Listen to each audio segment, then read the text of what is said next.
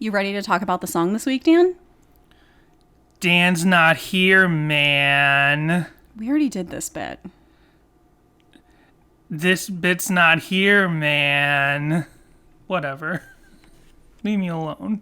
Wake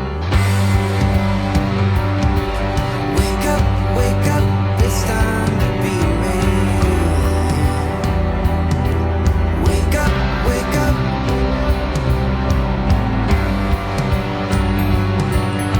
Hello, everyone, and welcome to Sadie Hawkins Pod. Hello, man. Oh no, not this again. I just went, hello, man.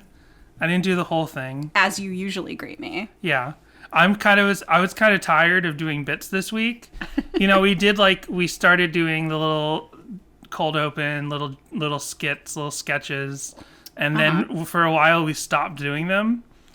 And then Tim Sullivan. We were asked to bring them back. Of all people, Tim Sullivan, who we never hear from anymore, was like, oh, you really did stop doing the bits. So we brought it back. And we've been doing them nonstop for a year. And I'm burnt out on them. So I was like, I don't want to do another one. But then we did one. And I'm ready to stop again. And just start. We could just start the podcast with, hey, what's on your mind this week? And then we cut to the song. And then we come back. And we bring you all that usual Sadie Hawkins pod magic. We're like, hey, what's on your mind this week? Do. Hello, everyone, and welcome to Sadie Hawkins Pod. That's what you think the new format should be? I just posed the question to the listener. What's on your mind? Yeah. And they can pause there and Exactly. think, what is on my mind? I appreciate being asked. There's more interaction that way. I really like it. Yeah. I mean, we don't want to know what's on your mind. Leave that to yourself. Please don't DM us. Just leave me alone. Oh, well, you can DM me. I'd be interested.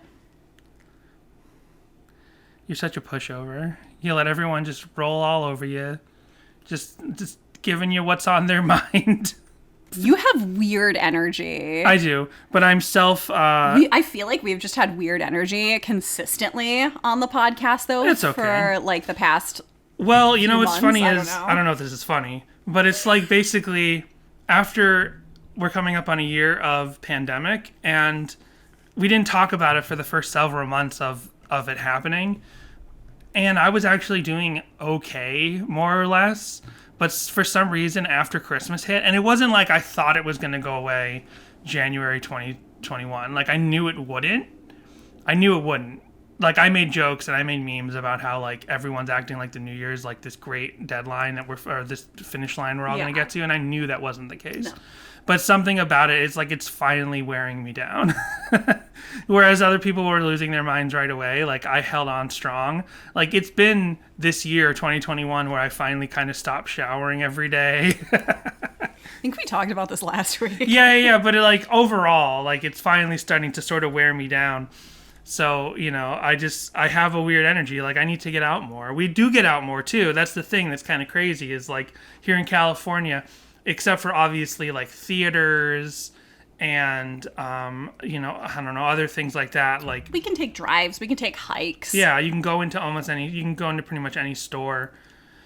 We're fortunate because we don't live in a place where it's freezing cold and like now you're stuck inside plus being stuck inside. Right.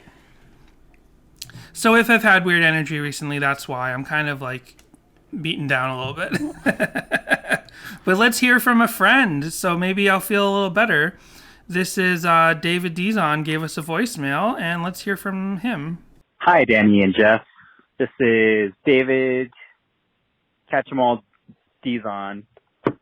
I just wanted to call because I just listened to the I Don't Need a Soul episode, and a couple of things on that episode. I just wanted to say, Danny, it's good to know you're not an incel.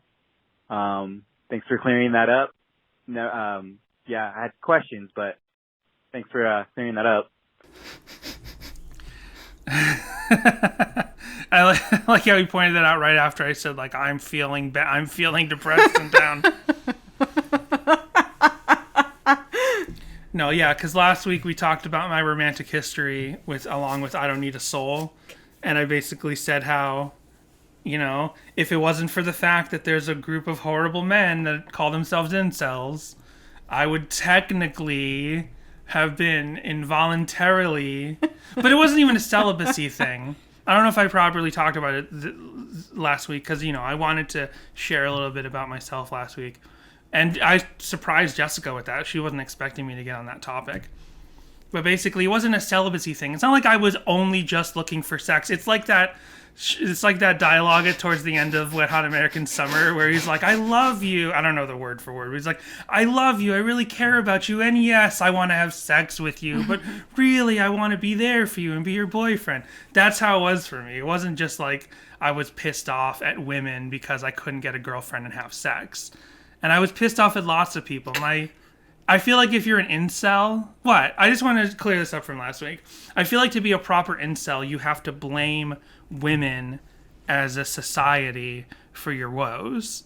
My romantic woes, I certainly went back and forth on who I blamed, and women was one of the groups, but... I'm sorry, did you just say women have to blame society? No, I said men have to blame...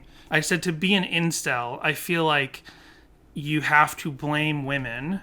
as a society, as a group, as a segment of society, you have to blame women. As a segment of society, you blame all your romantic woes on the nebulous group of women. Like, I blame women for why I'm an incel, is what an incel would say. But me, I didn't blame females. I didn't blame women. I blame lots of people. I blamed my parents. I blamed myself. I blamed all kinds. And at different points, I probably also felt like, what's wrong with women, that they don't love me or whatever. They don't like me or whatever. But I blamed lots of people. Well, thank God you met me and you didn't go off and build a sex robot like some of these creepy guys. Yeah. And yeah. So I don't think I was ever properly an incel in training if I didn't focus my anger at women. I focused my anger at a lot of... And it wasn't always anger. Sometimes it was just depression. I didn't focus my negative feelings at women. So I don't think I could be officially an incel, even when I was a... uncarved block of pain and loneliness. Let's get back to this voicemail. I just want to clear that up. I don't want t-shirts that say Danny was almost an incel and then on the back it says patreon.com/Sadie Hawkinspod. Also, I like the song more now, and I think I told you this on the podcast once. You make a good podcast. Like, you convinced me to like songs that I didn't like before, like K Car and May the Horse Be With You. Yeah, I hope you two stick together. Even after this podcast, I hope you stick together. You make a good team. What do you think, Jess? You think we're going to stick together after this podcast? That's a tough call. I know. No, I think that we should get jerseys because we make a good team. Aww. Now, if you broke up with me after this podcast was over, I would blame podcasts. Damn you, podcasts. Podcast, society, women, so many people for you to blame. Yeah. So there's a couple more seconds. Let's see what David says. Yeah. Also, I think it was one of the Patreon episodes, but Danny mentioned that Growlithe and Arcanine are lion-like Pokemon. They're not lions. They are dogs. Okay. I'll talk to you later. Bye. Yeah, Danny, they're Caninus Pokemonis. Well, excuse me. I guess I should know that. I don't really know. I don't even know which generation. Whatever. I don't need to defend whether or not I know my Pokemon properly. You have to defend yourself to David, gotta catch 'em all. Oh, that's right. Dizon. Yeah. Well, he's our Pokemon expert. He's our Pokemon expert, and he's our intern. You know what? When we're done talking about someday, when we've done all the Relient K songs, how about we just start talking about Pokemon? We talk about a different Pokemon every week. I feel like that's gotta exist because it's a pretty great idea. Like, you gotta imagine all the like crazy fan stuff that you would get from that, of like, shipping videos and other such things. Yeah, like what are Pokemon at? I know they're up towards 1,000, like 900 something. Wow. So you'd have at least 900 episodes. Back in my day, yeah, you just had 150 and you liked it. I feel like you'd have to go real Pokemon for Pokemon. You can't put evolution groups together. Like, you'd have to do a Raichu episode and a Pikachu episode and whatever else. You have to do a Charizard episode and a Charmander episode and Charmeleon episode. See, I know a thing or two about a thing or two. Any other top of the show business? I think you would have to, maybe you would talk about the shiny versions and any...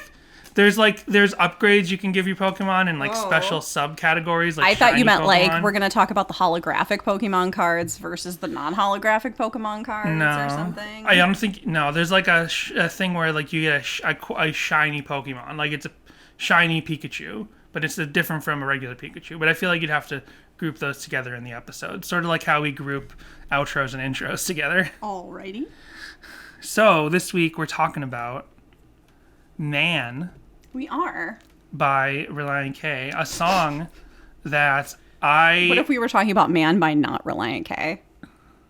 Is there a band called Not Relient K? There is now. Like in Wayne's World, the shitty Beatles. There's Not Relient K. So this is a song that was not on the list for me of songs I ever noticed. I don't know, a list might be a deceiving way to put it, but it was not on the forefront of my mind. It was not a song that I would ever call up. Like if you sat me down with a pen and paper and said write down as many Relient K songs as you can recall just from memory, Man would be way down the list. It's just not a song that I thought of much.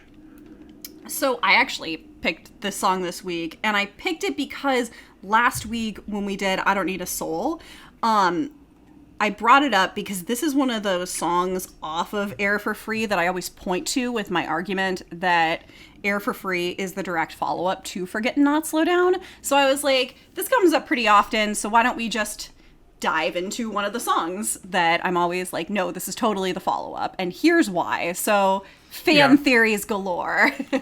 Yeah, and I totally, as we were researching the song this week, I was like, oh yeah, I'm seeing all these connections to Forget and Not Slow Down, and especially when we talked about the song that connects to Savannah. I don't think you know what, my little Oasis?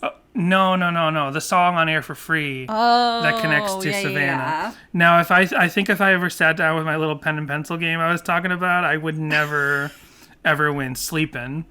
How Sleepin' and Savannah actually have shared DNA. Mm-hmm. In a similar way, this song kind of shares DNA with a couple of songs on Forget and Not Slow Down.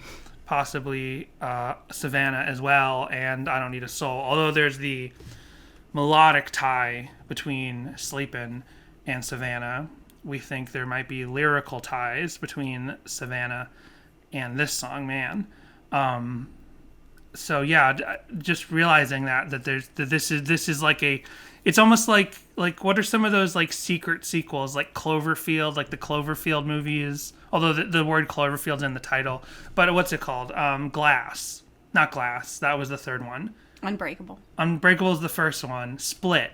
How Split, the actual twist at the end of that movie. Spoiler warning. Well, it's been a long... And the third movie exists, so the fact that the third movie marketing exists spoils the second movie. The twist in Split was that it's a secret sequel to Unbreakable, right? All of a sudden Bruce Willis shows up at the end. Is the actress from Queen's Gambit in the newer one as well, or no? Yes. Oh yeah, nice. Yeah. She's good. So my point is, this is these songs are there's army planes going past us. Yeah, there totally are. I was like, what is that noise? Oh, interesting. Those are right outside our window. Those are definitely military planes as well. They have the wide bodies with those sort of finished tails and the two propellers going on either side of the top of the engine thing. I know a lot about planes, as you can tell. Yes. Jet and aircrafts. I know a lot about helicopters. So anyway, so that this is that so many songs on Air for Free are secret sequels to Forget and Not Slow Down, which kind of goes back also to my theory, which I think is fully supported, that a bunch of the songs on the first half of Bird and the B-Sides, the Nashville Tennis EP, that a bunch of those songs prequel songs Right. to Forget Not Slow Down, and are actually I thought you were going to go off on your tangent about the secret album again, which, by the way, when you post that on social media, confuses people, Danny. Right, well, because people just got to realize this. There's 2 secrets within Nashville Tennis EP. The first secret is that Nashville Tennis EP is the 6th Relient K full-length album. But they didn't want it to be officially the 6th album. So they gaslit everybody by calling it an EP. Like, imagine if Forget Not Slow Down was exactly like Forget Not Slow Down was, but they called it the Forget Not Slow Down EP. And they were like, this isn't our 6th album. It's called the Forget and Not Slow Down EP. And you're like, but it's got so many songs. It's got all the songs. And you're like, yeah, but it's an EP. So they gaslit us and said it's the Nashville Tennis EP so that it wouldn't officially count as their 6th album. And then to like bury it even more, they covered it in B-sides. Like you cover a body you're trying to hide in lime so that it doesn't rot and stink. You watch enough serial killer shows, you should know this. Sure. You cover limestone over a dead body so that it doesn't rot and stink and call people, and like people don't smell it. That one actually has not come up in oh, really? Any of the documentaries that I've watched. I learned that in the X-Files when I was a kid. Okay. When I was a kid, yeah. I was afraid that you knew just from like personal experience. Well, I was what aren't almost you telling? an incel. I was gonna say, what aren't you telling me about incel, Danny? So I really love this song. I love the lyrics. I love the music. I love the imagery that it evokes. I really like right off the bat, the opening lines of I spent the last 6 years like Hoffman in a swimming pool. Mm-hmm. It's fantastic. And again, here, we already have right off the bat, there's your, like, why I'm like, yes, this is a direct sequel to Forget Not Slow Down, because Forget Not Slow Down came out in 2009. This album came out in 2016. 2016. So you've got, 6-7 years in between there. And when you consider production time exactly for an album. And one of the reasons that The Graduate stands the test of time as a film and a reference is because of how relatable that story is. Not necessarily having an affair with one of your parents' friends, but being lost as one chapter of your life closes and you wait for the next one to open. Like, where you're not quite ready to grow up and take responsibility yet. And to be honest, I've spent the last 7 years like Hoffman in a swimming pool. And I'm very, very lucky to have a very caring and understanding partner. Well, bad news, Jess. No. The caring is all, and understanding is all used up. All those old incel. You're knocking me off the raft, and you're like, go drown in the deep end. The incel programming is coming back just from talking about it. So, I mean, Matt Thiessen is already nipping it in the bud in just 6 years. And so, yeah, but Danny's been really patient with, I have had a lot of anxiety issues, and it's definitely been where, like, just sometimes you're so focused on one goal and you work and work and work towards it. And then when you finally attain it and you bask in that momentary glory, but it's time to move on and move on to the next goal. And you just kind of can't sometimes, whether it's because you want to bask in the accomplishment for a little longer, or the next goal is much, much harder to achieve and it's daunting, or maybe you've been working on it and it feels like you're swimming upstream and getting nowhere, and you just kind of want to check out for a while. Or maybe you've just been living one way for so long and suddenly that changes and you just can't live that way anymore. And even though you had plans, these plans, they all just suddenly have to be thrown out and you have to start over again. And I just think that it's something that everyone can relate to at one point in time or another. Yeah. Not me. I'm a man. I woke up a long time ago. I'm just kidding. No, I certainly understand that. You kind of had that sort of in between time because you took some time off before you went to college. Exactly. Yeah. I took some community college classes, but I was really taking time off between high school and when I went to the school where eventually I met Jessica. And if I hadn't done that, I wouldn't have met you. Because if I had gone straight to college, I wouldn't have been able to scoop up my younger wife. I would have ended up with someone age appropriate. Or no one. I would have ended up with no one probably. One thing. You were bumming. I've been bumming. Oh, We've yeah. all been bumming. So many of the songs on Air for Free tie together. And I really Right. love that. Kind of like how Forget Not Slow Down is one story. Mm-hmm. A lot of the songs off of Air for Free feel like they are from one specific story. Right. And even though technically most Relient K albums are just kind of like Matt Thiessen working through whatever he's kind of going through at the time, this definitely has a cohesiveness to it that feels so very, well done and grown up. And there's definitely a feeling of hope in this song that I just really love. Yeah. Yeah. That's great.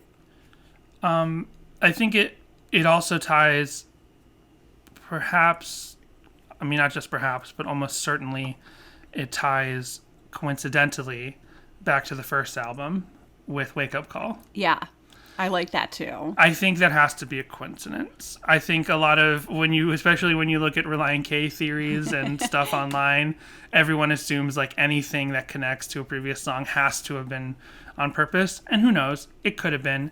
But just considering the fact that they don't give a lot of attention to that album, it was repressed very limitedly and they don't really play songs off of it. They occasionally have played like a segment of K-Car at a hometown show or something like that and played like begrudgingly played 17 magazine on acoustic. Not begrudgingly, but you know what I mean. So, but the fact that it goes to that same theme, that there's this, when you think of early Relient K and how some of it is sort of immature, also coincidentally, considering this song is about maturing, when you think of how some of the spiritual themes in early Relient K songs are sort of spiritually immature and don't acknowledge gray areas, that Wake Up Call is still a song that pretty much is a consistent universal theme. Mm-hmm. It's not, and we haven't done that song yet, but it's not a song that you can necessarily like look at. I mean, I guess we'll figure it out when we do it, but it's not a song that you would look at and say like, oh, this is immature. This is like a teenager trying to write something super spiritual and it's not working out. The idea of in Wake Up Call of like you're sleeping when you're praying, there's a reason why that's an incredibly popular lesson and verse in the Bible. It's because you sleep on your spirituality, or you sleep on your maturity, or you sleep on your life. Like it's the exact same premise. He ends up getting fired. And it's funny that back then when he was a teenager, he was still basically struggling with the same thing. And then that's also a super common theme throughout all of Relient K's work, is the idea of wasting time. Yeah. Matt Thiessen's lyrics are constantly so concerned with, did I use this day correctly? Did I use this time correctly? Did I do everything I could? And I feel like if he's still worried about that, which maybe he's not nowadays, maybe he is, or even if you could go back in time and tell Matt Thiessen of 2000, 2005, 2008, if you tell all those different Matt Thiessens, like, I think you're doing good. Like, you're accomplishing a lot. Like, I don't think you need to worry too much. Like, you can take some time to breathe. You can swim in the swimming pool for a little bit. You can be like Hoffman in the swimming pool. Yeah. For a little bit. But then, obviously, then you kind of look back and you're like, oh, no, I just wasted 6 years or whatever. So there's a push and pull there, and I think that's a human push and pull. I don't think it's necessarily a Christian... It's definitely not a Christian-only concept. The idea of making sure your life has purpose and your life has worth and that you're using your own time to its full potential. That's not a Christian idea at all. Other it's a totally universal idea, and other religions as well. It's just that there's very good lessons in the Bible specifically about that as well. No, Wake Up Call is definitely about getting a wake up call that pertains more towards spirituality. Mm-hmm. And now we haven't done the wake up call episode yet, not to theorize on what that is about, but there's a lot of car crashes mentioned in that the self-titled album. So it's like, I don't know, maybe there was a car crash, maybe that's something, that was his Jesus wake up call. But we've already had so much time pass between those two, that album and this album. There's 16 years, and you grow and you change and you get stuck in a state of arrested development and then move past that and that sort of thing in that time. And I think that this wake up call is completely different. This wake up, it's time to be a man. This is about being like, okay, you've been messing around for the past 6 years, and now it's time to wake up and be a man. And whether he is saying this to himself or whether someone said it to him, where it's like, hey, you need to wake up, you need to grow up because it's time to be a man. Right. It's definitely a universal concept. It's definitely a relatable concept because especially nowadays where like our parents' generation, like boomers and even like Gen X to a certain extent, grew up faster and had a different set of ideals as far as a lifestyle was concerned.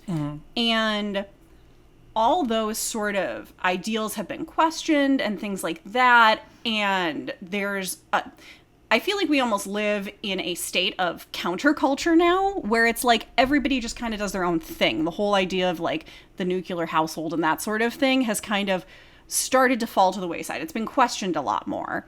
So I think that you do end up with like, we're both millennials, and you do end up with millennials being like, well, now I'm kind of lost because a lot of the things that like, my parents had a lot of opportunities that I just don't have. Our parents were making more money when they were our age and already, had owned houses and things like that at this point by the time they were the age we are now. But also But it's a completely different world. It's a completely different economy. And I think that there's just a lot of people who now have trouble growing up. I myself have been really stuck and had difficulty growing up because, a lot of the things that you're sort of told and promised when you're younger, when you become an adult, you realize that things aren't quite the way you thought they were going to be. But that's the other thing is like, what is growing up, right? Because when we say when we feel, and I'm saying the generational we, not just you and me personally, but the generational we, when you say like, oh, I don't feel like I've grown up yet. I feel like we compare ourselves to the generation before us, and we see what they had together by the time they were 30. And how we're still not at that by the time we're 30. But if we're comparing our metrics to the generation before us, right? But maybe we already are adults, but we're different kinds of adults. Because, like... we grew up with good toys. We grew up... Yeah. But it's more like what qualifies being a man is different. And by man, I mean an adult. What qualifies being an adult by the time we got in our 30s is different. But we were raised by a generation and they're like, no, when you become an adult, you have this, this, and this. Yeah. But we can't expect that because society around us all changed. Yeah. And the people older than us didn't understand it was changing because they already were all set up in what they call adulthood. So what changes for us... I don't think it's necessarily... I think it's an evolving thing. I think because the world changes. Society changes. Expectations change. Technology changes. Our biology changes. So what constitutes people being adults changes. Sure, our parents had a house and a career with a certain number of figures by the time they were 30. But what did their grandparents have? Their grandparents, like what, in the Great Depression or World War I, or great-great-grandparents, every generation got a little bit more comfortable. Right. This is what they're working My great-grandmother managed a delicatessen in Chicago. Yeah. And Al Capone was one of her regulars. Right. Yes, that's right. True story. That's great. But you know what I'm saying is like, the metric, the barometer for what constitutes being an adult changed. It changed between your parents becoming adults and us becoming adults. But now we look at the example our parents set for us, and we're like, we were supposed to be at that. But like, no, we weren't. Because look just at us, meaning look at the people our age. We're all pretty much on par, of course, with each other. Of course, there are people who are more successful, have more money or whatever. But does money mean success anymore? Do things mean success? Like a little bit less, I feel like, for our generation here and there. Like your parents have been huge pack rats. They've just had... That sounds terrible. Sorry, I put that wrong. Let me say it again. I'll correct myself. They have a very organized, clean home, but they have a basement and an attic stuffed with stuff. Yeah. And they're like, I was going to say, their homes have always looked like model homes. Impeccable. But they've owned so much stuff that they shove it into the storage. Right. And I'm like, if you got rid of all that stuff, you could have a whole nother room in the basement. Like, we think what we do with the space, if we, you know what I mean? So, like, that was their barometer for success, is owning all that stuff. But we don't necessarily think of owning all that stuff as whatever. So it's like, what's the thing? And bring it back to the song, what's the thing? Like, Matt Thiessen's like, it's time to grow up, it's time to be a man. It's like, well, was he already a man? Is he talking about more emotionally? Is he talking about more responsibility? Because it seems like he's always had a lot of responsibility. Is he talking more like in his relationships? Because we haven't even gotten to it, but this kind of goes back to the failed relationship and forget not slow down, and is hinted at in that is like a time for him to grow up and stop being bad friend Thiessen that we talk about all the time. There's all the bad friend Thiessen songs. Is that specifically what he's talking about? The way the song speaks to you is completely correct, but I'm just speaking on the subject. It's like, I think we are adults. I think everyone out there is going to find their way to being an adult, and I don't think there's like a magic moment where you've crossed the finish line. You're like, I'm finally an adult. And what you have to do is look around at the people in your group, in your age, in your generation, and maybe compare yourself to them and not compare yourself to the older generation, because they get a lot of it wrong and they don't accept that the world around them is changing. And when the world around them changes, they get mad. Like, they don't understand what a video game is. So they say, oh, video games, they're causing everyone to kill each other. And you're like, no, if you look around, like, every single person in the world is playing video games, but like the older generation doesn't realize that. They think it's just their one or two little kids or one or two teenagers, and they think they're inside playing video games all day and being lazy, so it's video games' fault. I'm like, no, like the whole world is playing video games. Like, there's gonna soon be a whole generation of parents and grandparents who are internet and technology and video game natives, and will never like judge their children and their grandchildren for playing video games and having a phone and looking at a screen because they were raised with it. They'll never be that disconnect technology-wise. Right. And to go back on something that you said a minute ago, you actually shouldn't compare yourself to anybody else in your own generation, because everybody has their own path. And we all grow and mature at our own rates. And honestly, becoming an adult isn't just like the end. It's not the end all be all. You're always constantly growing and changing and learning new things. And I just think that there is, though, that point where, and some people do it naturally. It's just a very natural progression where you just kind of, maybe you already have that sort of responsibility in your bones or whatever, in your nature. But like, you're just kind of like, oh yes, now I take on my own bills and things like that. And I was going to say balancing a checkbook, but like, who does that? And, right. And that sort of thing. And for some people, it's just a very natural progression. And for other people, it's like you realize, I need to grow the up. I need to learn how to do this stuff. I need to learn how to really properly take care of myself. And some people are thrown into the deep end with that. And some people have the luxury of taking that time to figure it out and come to their senses on their own and be like, okay, I need to make this step. Right. Like, you definitely just have always felt so much more mature to me. You have, like, even though you're 4 years older than me, you've, as far as like the standard adult kind of thing, you've always felt to me so much more put together than I am. Like, you do all the finances, you do all that stuff. You were doing that stuff before I even met you, whereas I met you as a fresh face 18-year-old straight out of high school. And so I was still a kid, and I kind of went from that sort of being coddled and being a kid to us being together and then getting married. And I've still continued to be kind of coddled and like things like that. And I'm finally just now in my early 30s being like, okay, it's time to knock it off. It's time to grow up. Like, you know, so I feel that's why I really relate to this song, is because I definitely have felt that, like, okay, wake up. It's time to get your act together. Mm-hmm. It's time to be a man.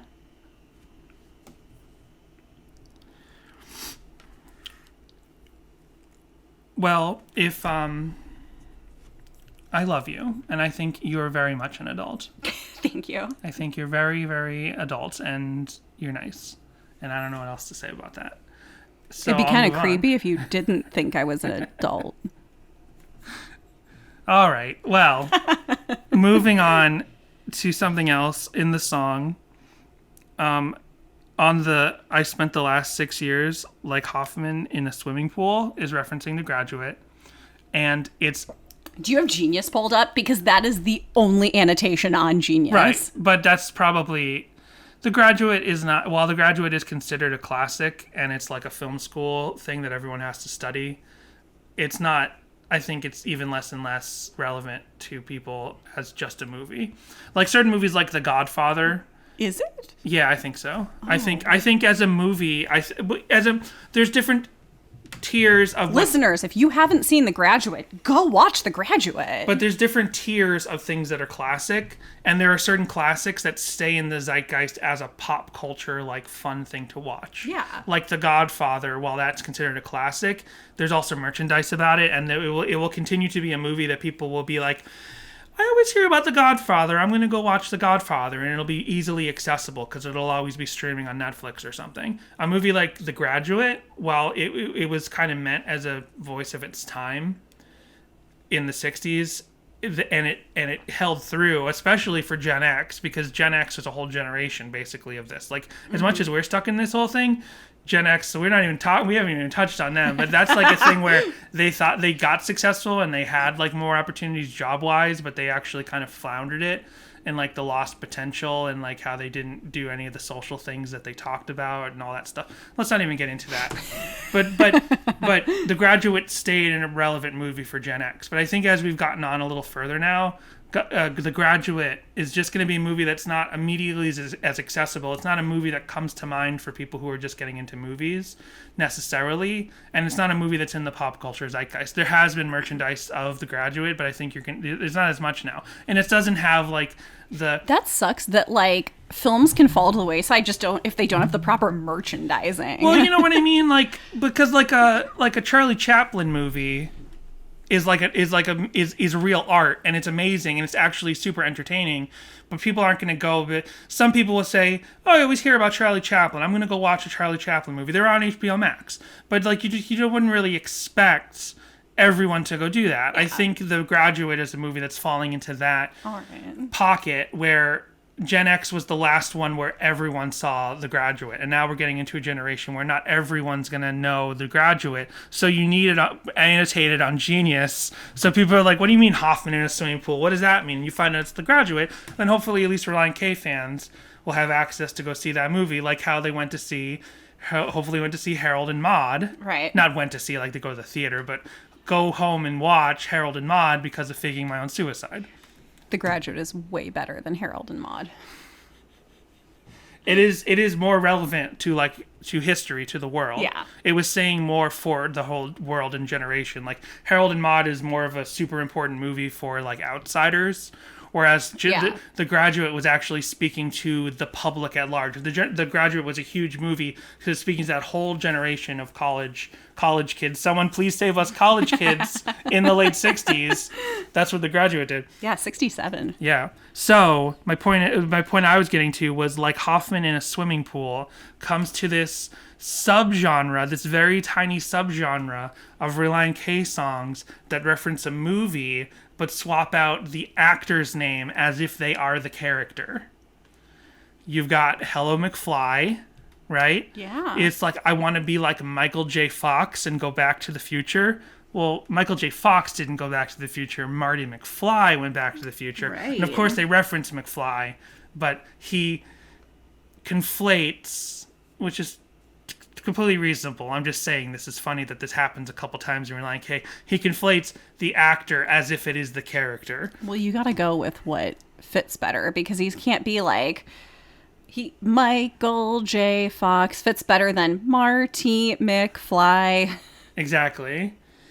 And then the other one is I'm the Cusack on the lawn of your heart in part of it. Yeah. Whatever that character's name is, I have no idea. Fishbone Lloyd shirt Dobler. guy. Lloyd Dobler. I'm the Lloyd Dobler on the heart of your lawn, on the lawn of your heart, right?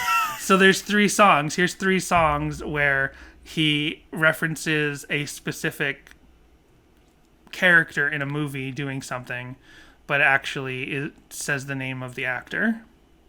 And the Cusack thing is even more connected in terms of that album to this album, because he's very specifically mentioning the actor by last name and what they did in the movie and how it represents him at that moment in his life. Cusack on the lawn of your heart.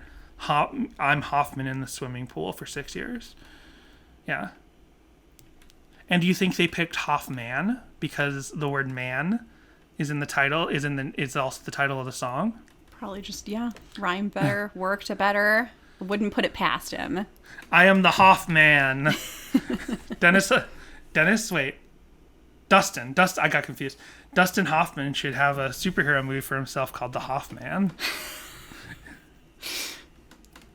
Dude by Matt Thiessen and the Earthquakes does have a similar vibe to this song. Right.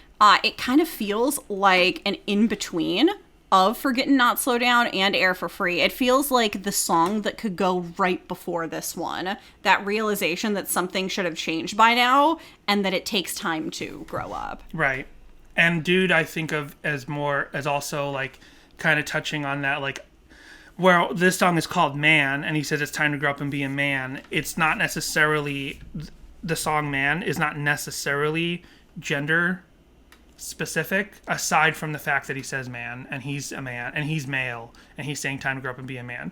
There's nothing specific about like gender roles in the song Man. Whereas the song Dude, it kind of touches on this, like, thought I'd be a full-grown dude. It's like almost, just the word dude makes me think like it's more like is this like a masculine thing? Like, thought I'd be a full-grown dude. Like, when you're a kid and you're like, dudes are buff and they grow up and they're dudes. You know what I mean? I did like the strong arm guy thing. Unless this is also like a setbacks. Part of me also wondered, because the song is called Dude, and it's so not a Relient K sounding song, although so many other Earthquake songs did graduate, coincidentally, because I said the word graduate, and we graduate. We got it, Dan. Yeah. So many Earthquake songs did graduate to become Relient K songs. Dude does, and most of the album, pretty much the whole album, Wind Up Bird doesn't sound like Relient K. Sounds even less like Relient K than, say, Collapsible Lung does. Mm-hmm. Part of me wonders if the song Dude was possibly a cut track from Air for Free. If it would have been, I don't know if it would have sounded exactly the same, or if it was, I mean, whatever, it could have been written after. My point is the fact that there's so many other one-word titles on this album, which is a specific motif to this album. It doesn't occur on any other Relient K thing. Man, God, Cat, all those songs, and then another song called Dude. It makes me think, it feels like part of the motif of the Air for Free album. So I was wondering if Dude Mountaintop, all one word. I should have said one syllable. One syllable, one word. Relient K has lots of one-word songs, but I meant one syllable, one-word songs. You look like you were going to throw another one at me. Wave Goodbye as I Outgrow the Shadow of Peter Pan. It's time to be a man. Those lyrics and the music change backing them, that instrumentation feels so uplifting, and it takes such a profound statement, a statement that feels daunting, and delivers it with a promise of hope. And I just really, really love that. So Air for Free, and we touched on this a second ago, Air for Free era Matt Thiessen loves streets with wood in them. Right. Driftwood, beechwood, wedgewood. I did a deep dive just trying to figure out what the significance of the streets were, because in my mind, so my kind of fan theory is that either Beechwood or Driftwood is the street the cabin is off of, where he wrote Forget and Not Slow Down, and maybe the other is the house where he lived at the time with his fiance, maybe not, or maybe they're both just, homes he's had in these past 6 years, or Danny threw out that maybe they were streets that he stayed on in Savannah. So it could be any of these things, or maybe just Driftwood and Beechwood made sense because they would also be lost at sea. They kind of fall in with that same imagery. The reason I theorized maybe Beechwood or Driftwood were streets where their beach house was in Savannah was because Beechwood and Driftwood, I was like, because Jessica helped me. I was like, look up if there's a Beechwood or Driftwood in Nashville or anywhere near Nashville. And there was a There's both. In Nashville? Yes, both Beechwood and Driftwood. Their streets in Nashville. Both have streets in Nashville. Both have streets in Savannah. Both have streets. They're such generic street names that they kind of have them everywhere. There's even a Beechwood, Ohio, like as a city name. Right. I did know. Yeah, that sounds familiar now. It's like Elm Street. There's an Elm Street in every town. And my dad has a store there. That's why it sounds familiar, because he has to fly there yeah. every now and then. But, they always say there's an Elm Street in every town. Exactly. That's what Freddie told us. Yeah. And there's a Nightmare on My Street. We should do that song soon. That classic Relient K cover. Yeah. Of Jazzy Jeff. So just because Nashville is a landlocked city, I was like, Beechwood, Driftwood, but Savannah is not a landlocked city. So maybe that's... And then the line... The heartbreak, I can't remember, the only southern part of me. It's something like goodbye to heartbreak, or goodbye the heartbreak is the only southern part of me. Again, I tried to look that lyric up, because goodbye the heartache, it's the only southern part of me. It feels like such a specific reference, but in researching I couldn't find that. It's the only lyric that kind of confuses me. So it just made me think of Savannah and Forget Not Slow Down as a whole, and I'm like, is he talking about the fact that he's from Ohio, and he's from the north, and he moved to the south, and he got engaged, and then that engagement ended, and Forget Not Slow Down, and he still has that heartache because back in Savannah, which is even further south, Savannah is like a classic southern city. Like Nashville is certainly southern, but like Ohio's like Midwest. Whatever. Midwest bordering on South. I'm in north of the South. the way Canada is north of the South. Sure. In that case. Right. So I was just wondering if that tied in. Goodbye to heartache, that's the only southern part of me. So maybe just the whole idea of like, Savannah and everything, which again, these are only the motifs that we are provided in the song, and I'm not actually trying to dig deeply into his personal life. I'm not comfortable doing that. I'm not just talking about Relient K, but like anyone.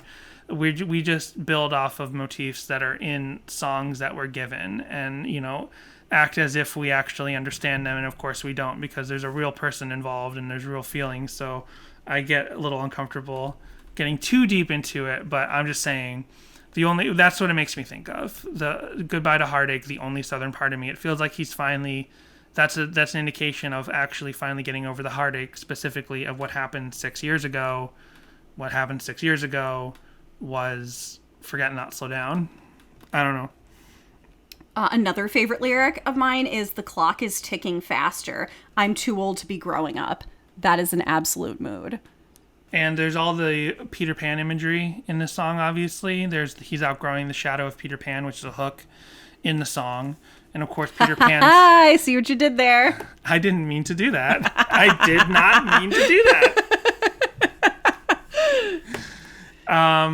When I mean to do it, it sucks. But when I don't mean to do it, it's perfect. So the shadow of Peter Pan, from the story, it's like, it is, I don't know, is there any way that aside from just the fact that Peter Pan has a shadow and it's like it's a character, his own shadow is a character, like it's a part, it's a separate part of him that runs away and is rebellious. It like rebels against Peter Pan himself, and Peter Pan is already rebellious, but his shadow is even rebellious to Peter Pan, who's extra rebellious. So is the shadow of Peter Pan like his own personal rebellion, like his own inability to like maintain a relationship, and the way he'll rebel against a relationship and kind of do his own thing and then hurt people. And I don't just mean with girls, I mean with everyone. It could be. I always sort of took that lyric to more mean the idea of that you're always going to be Peter Pan, the boy that never grows up, and that image, the image of Peter Pan, casts a shadow, and has he just been living in the shadow of Peter Pan? Right. And it's time to just shake that off and become a man. And let that extra. But I'm just trying to see if there's a connection to the actual story of like he's shaking off the shadow, and the shadow is literally like the rebellious part of him. And he's like, just go off, shadow. Just do what you want. Just go off. I won't try to use a bar of soap to stick our feet together again. Remember, that's what happens in it. And then obviously there's I'll leave the pirate ships to the kids who don't know anything, because he's cleaning out, right? He says, I'll pack some boxes in the basement and move down the street, and I'll leave the pirate ships to the kids who don't know anything. Pirate ships. It is more. It is more Peter Pan imagery. Yeah, I think that's really clever, and I really like it, but I also think that is literal Thiessen. I think he's literally packing up, moving down the street, and he's like, hey, I've got these old pirate ships. I'm going to leave them here for the next kids who come along to play with, because I'm going to be a man, and I don't need childish things anymore. I got these pirate ships that I was given from Big Idea Productions for the premiere of the VeggieTales movie. They have it. They were premiere gifts. He's decided and that ties in again. He's decided he will no longer be the pirate that doesn't do anything. He's decided to become the pirate that is a man and does something.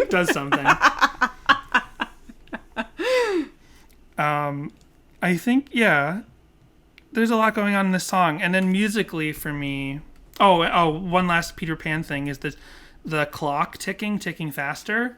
Yeah. Is also the crocodile with the clock in its belly after Hook. I don't know if that was on purpose, but it's there. You know it is. It's just such a great song all around. Whether the multiple Peter Pan references were intentional or not, they're perfect. Mm-hmm. And then famously, the song "What's My Age Again," which is also about Arrested Development, was supposed to be called Peter Pan Complex. But I guess they were like, that's a little too complicated. Just call it the name of what you sing in the chorus. I thought maybe they couldn't get the rights to Peter Pan. Oh, maybe. That's probably public domain. Yeah, but Peter Pan Complex is an actual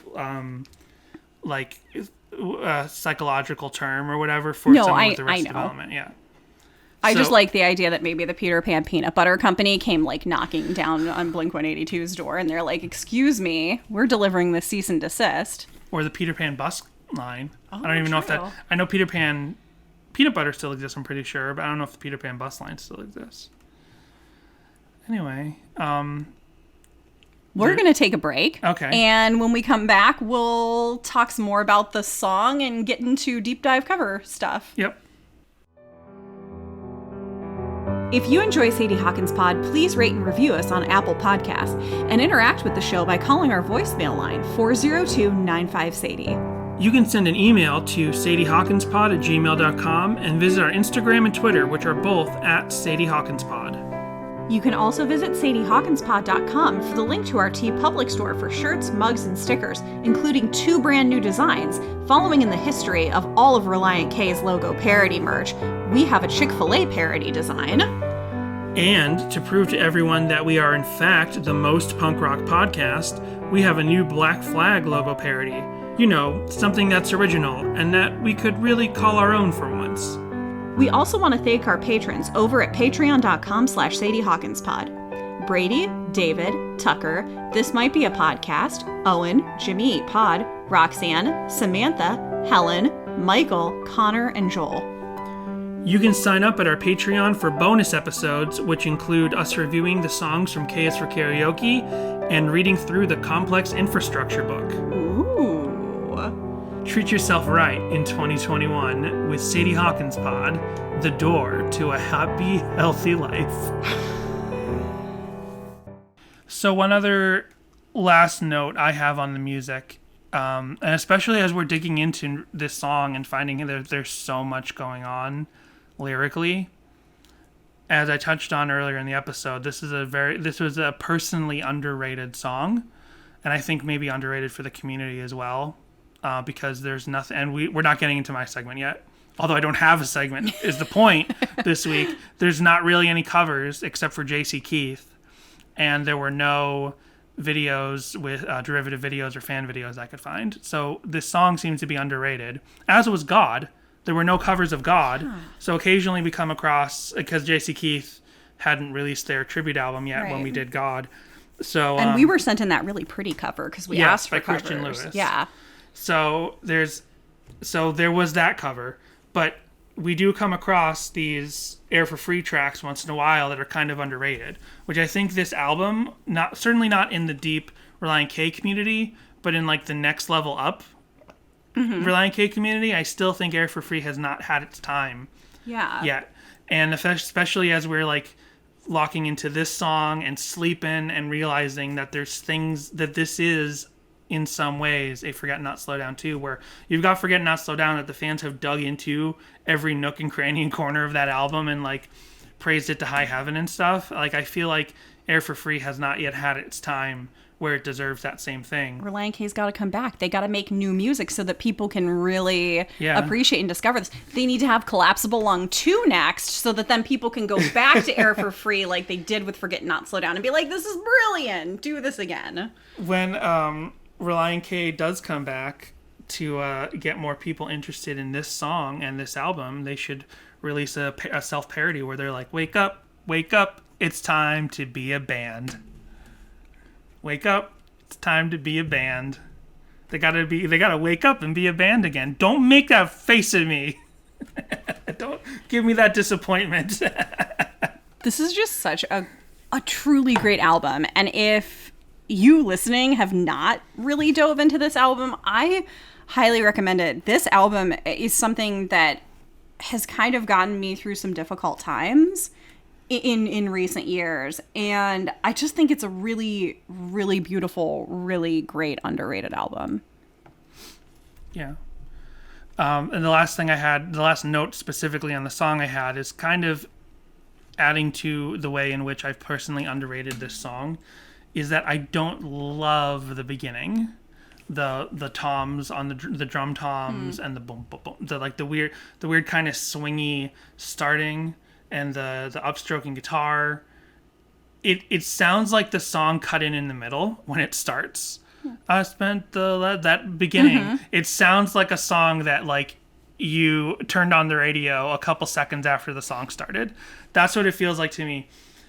And then you're just waiting. You want a little intro. You didn't like diving straight in. I didn't like diving. Maybe it needed something to bring it in. That's how I felt about Captain Marvel. I was like, why does it feel like we're in the second act? I don't understand. What a comparison. Why did we start here? Yeah. I didn't feel that way during this song, but I understand what you mean because that's what my mind immediately goes to. So the thing is like that first 20 seconds of the song doesn't grab me. And we're basically just building, especially now that I've listened to it more. When the song starts, I'm just waiting for those the cymbals to kick in, like, and for that real build of what is the song. It never really goes back to that beginning thing. It never goes back to that opening little intro thing that I feel like is half done. So I'm just waiting for it to just really kick in the whole time. And I guess all of these years, I would hear the beginning of that part and I'd be like, oh, this part's boring, forgetting that in about 20, 30 seconds, it gets super good. You know what I mean? Yeah.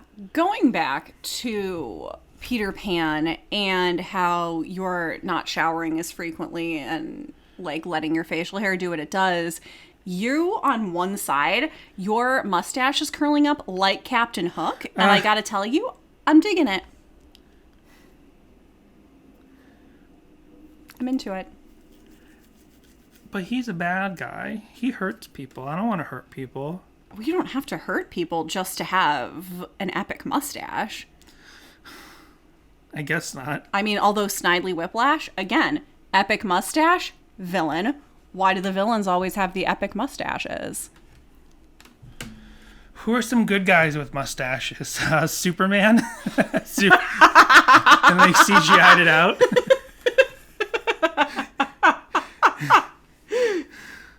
Perot, Detective Perot. Oh, right. Yeah.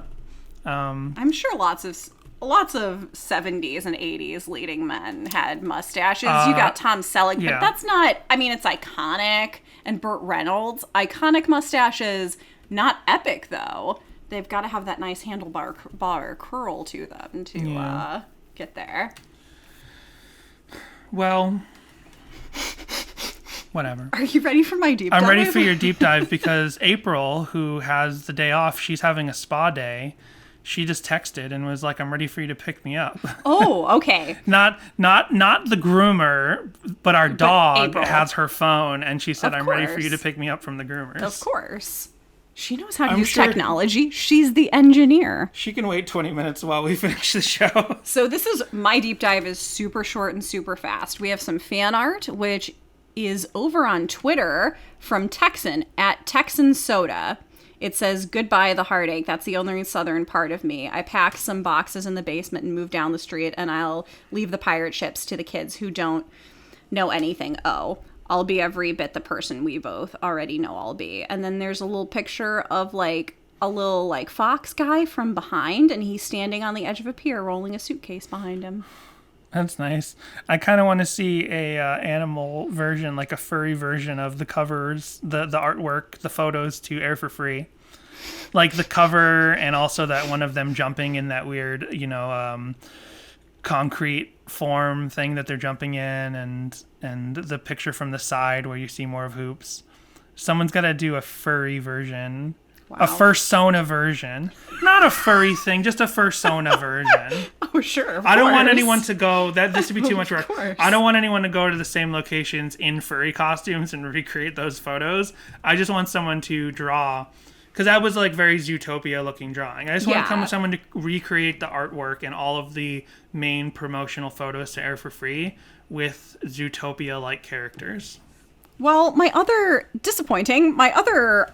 deep dive note that I had were someone made these like off-brand Relient K flip-flops, and the page has since been taken down. Oh, no.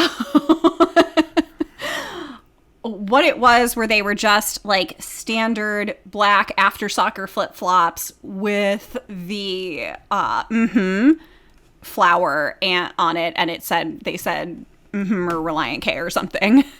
It was just the album cover basically printed onto a pair of standard sandals. Gotcha. I was just wondering I was just trying to work some Google magic to see if we can find them.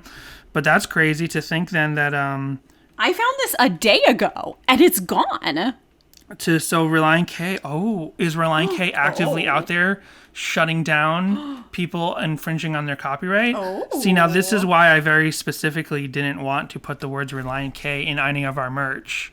We are working on a Patreon exclusive thing. That's the first time I'm hinting at it, but I was like, hey, if it's behind the paywall, then that's another thing. But we'll see. Yeah, but maybe Relient K is out there shutting down the bootleggers. All right. So, like I said, there's basically nothing for this song. We'll listen to the J.C. Keith cover, and that's about it. When you search for, I'm sure you came across this with your deep dive, but when you look on when you look on YouTube or SoundCloud for Relient K Man, there's Hope for Every Fallen Man, and there's Be Your Man. Yeah. And there's Manic Monday. Yeah. I didn't get any of the Be Your Man stuff or the Manic Monday, but I did get a lot of Hope for Every... Fallen Man. Yeah. So, and there's nothing... And I tried to go as deep as I could in YouTube. I used, like, the in-title search parameters and stuff, and nothing really just came up. So that's pretty much it. So there's no segment for me this week. We'll just listen to, and I don't have our new speaker on the table, so we'll do this old school editing style. So here is JC Keith's cover. I spent the last 6 years like Hoffman in a swimming pool, and I've been lost at sea inside a house off Driftwood Avenue, and I made a mess out of the life that lay ahead of me. Oh, the clock is ticking faster now, I'm too old to be growing up. Goodbye to heartache, that's the only southern part in me. I feel like I'm just saying, like, I'm not disparaging JC Keith, but I just think this opening part of the song is kind of boring. I know, because we're going to get all the way to the end, their version here is 4 minutes long, so it's like, we'll get into when the song really kicks in. But I feel the same way about the Relient K song. I feel like this opening part, aside from the lyrics, which are wonderful, I just feel like the way the song kicks in is not gripping. Jessica is shaking her head at me. Some boxes in the basement and move down the street, and I'll leave the pirate ships to kids who don't know anything. Oh, I'll be every bit the person we both already know I'll be. Wake up, it's time to be a man. This is where the song gets good for me, specifically. We're doing this through the JC Keith cover, but this, like, the wake up, that's the first really good melodic part of the song to me. Wake up, wake up.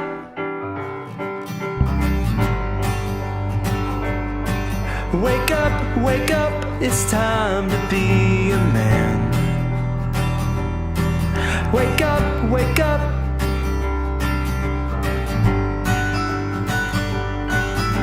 I wave goodbye as I outgrow the shadow of Peter Pan. It's time to be a man. Don't close your eyes. So they turned it into and then that kickoff. That's what I'm waiting for when I'm listening to the Relient K version. I'm just waiting for that kickoff to happen. And Here's the kickoff. Here's the kickoff. Not sick of. I hope you're not sick of the first part of the song, man. So here, JC Keith. I hadn't listened to this yet. I mean, I heard the album when it first came out, but I didn't remember what they did with this song.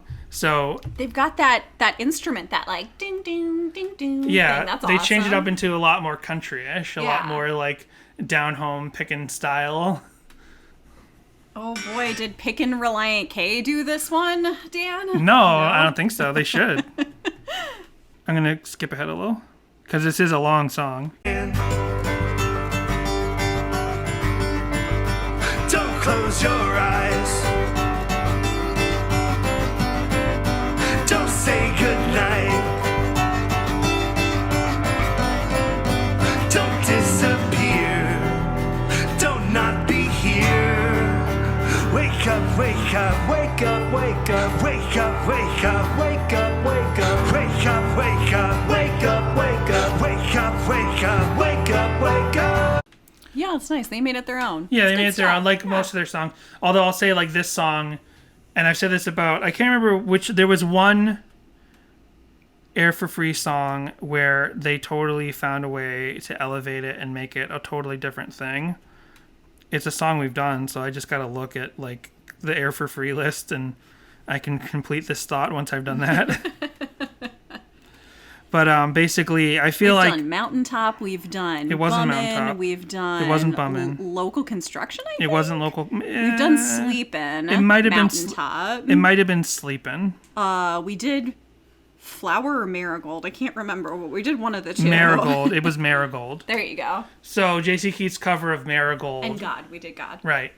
So in a lot of cases, I was like saying how We've done a lot of songs off this album. yeah. So I was saying with the thing with Marigold is like their version of Marigold is like on par, maybe under some conditions even better than the original. Whereas in this case, they kind of recreated the song, changed up the instrumentation a little bit, And it is what it is. I mean, that's the sort of thing you get, I guess, if you're doing like a full album, a tribute album, is like some songs are going to be totally elevated and work better to your personal style, and some of them are just going to be like you basically recreating the song. And then in other cases, you're like Princes of the Sun, and you just kind of like destroy every song. Oh man, where's Princess with the Sun with their Air for Free cover? Right. Is anyone in J.C. Keith from Princes of the Sun? I don't think so. I'm kidding. Yeah, so it's like basically, I guess if you do a full tribute album, you gotta kind of just at least hold together and sustain the intent of the original song. If you're not able to elevate it, and in this case, this is just like they held together the integrity of the original song and changed up that kick. They didn't have that. I don't know what you call it. What do you call the hi-hat? It's not a hi-hat. What do you call the little? What do you call the cymbal? The cymbal? But what do you call the cymbal that has the little foot pedal? That's the hi-hat. That's the hi-hat. Yeah. The hi-hat when it goes. That thing. I like that. Don't you love that we have a music podcast? Yeah. You know that thing that goes chicka chicka chicka chicka And chicka? I got my hands up like the two sticks, and they're both hitting the hi-hat going. Yeah. Yeah. That's fun. the hi-hat. That's fun. I like and that. they probably played it like partially open and probably like closed it part of the way through. Yeah. Yeah. I used to play the drums. I know stuff. Yeah. So Dan, do you like this song more, less, or the same as before? Much more. Yeah. This week it actually opened my eyes to this song, and I got past that opening thing that doesn't connect with me too great. The lyrics do, not the music of the first 40 seconds of the song. I loved this song before, but now I think I actually love it even more. So this is definitely one of my favorites off Air for Free. It was just like one that I really liked and felt like a connection to before, but now it's definitely one of my favorites off Air for Free. So love it. Nice. Well, we hope all of you out there can grow up to be a man. And we'll see you next week on Manly Hawkins Pod.